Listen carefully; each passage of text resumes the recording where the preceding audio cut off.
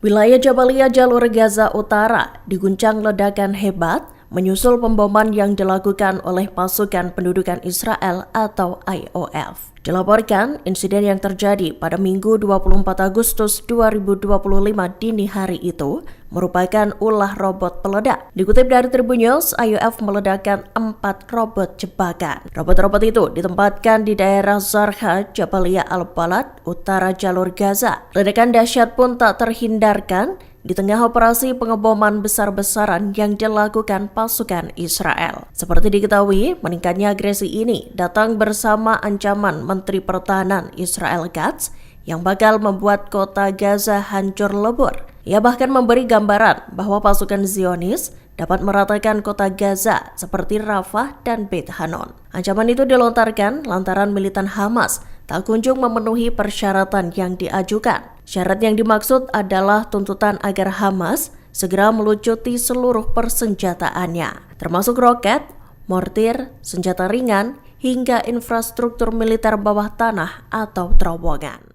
Militer Israel IDF mengumumkan telah menarget lokasi infrastruktur energi Houthi di Sanaa, Yaman dalam serangan yang dilakukan pada Minggu 24 Agustus 2025 pagi. IDF menyerang pembangkit listrik Hazes. IDF menyebut operasi itu merupakan respons atas serangan berulang yang dilakukan Houthi terhadap Israel, termasuk peluncuran rudal-rudal dan drone ke wilayahnya. Dikutip dari Al Arabiya, sebelumnya terdapat laporan yang menyatakan bahwa serangan terhadap pembangkit listrik Hazes itu dilakukan oleh Angkatan Laut Israel. Buntut serangan itu, sejumlah generator menjadi tidak berfungsi.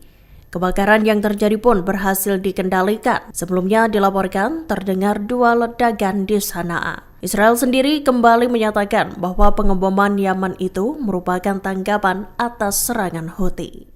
Militan Hamas menilai Perdana Menteri Israel Benjamin Netanyahu berupaya menghalangi kesepakatan gencatan senjata. Padahal Hamas sendiri telah menyetujui kesepakatan parsial dan menyatakan kesiapannya untuk kesepakatan yang komprehensif. Namun Hamas menegaskan Netanyahu menolak seluruh solusi yang ada. Hamas juga menyebut pengakuan Israel dan Amerika menegaskan bahwa merekalah hambatan sesungguhnya. Militan Palestina itu kemudian mengutip pengakuan mantan juru bicara Departemen Luar Negeri Amerika Serikat sebagai konfirmasi bahwa Netanyahu melakukan penundaan dan penipuan untuk menggagalkan kesepakatan.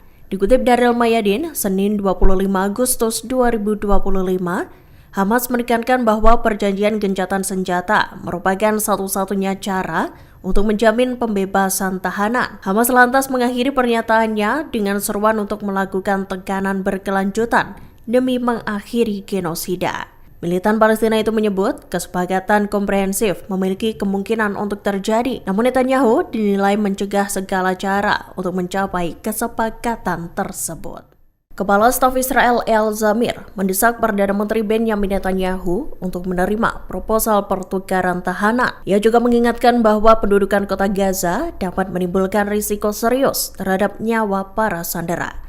Dikutip dari Anadolu Agency, Senin 25 Agustus 2025, seruan Zamir itu muncul di tengah meningkatnya tekanan yang diberikan oleh keluarga para tawanan. Mereka menuntut agar Israel segera mencapai kesepakatan dengan Hamas guna membebaskan seluruh tawanan dari Gaza. Diketahui sebelumnya Netanyahu memerintahkan negosiasi untuk pembebasan semua sandera. Menurut Zamir, kesepakatan dengan Hamas harus segera dilakukan. Ia menambahkan tentara Israel sejatinya telah menyediakan persyaratan untuk mencapai kesepakatan. Namun Zamir menegaskan bahwa keputusan kini berada di tangan Netanyahu. Ledakan besar terjadi di ibu kota Yaman, Sanaa, buntut serangan yang dilesatkan oleh pasukan Israel Minggu 24 Agustus 2025.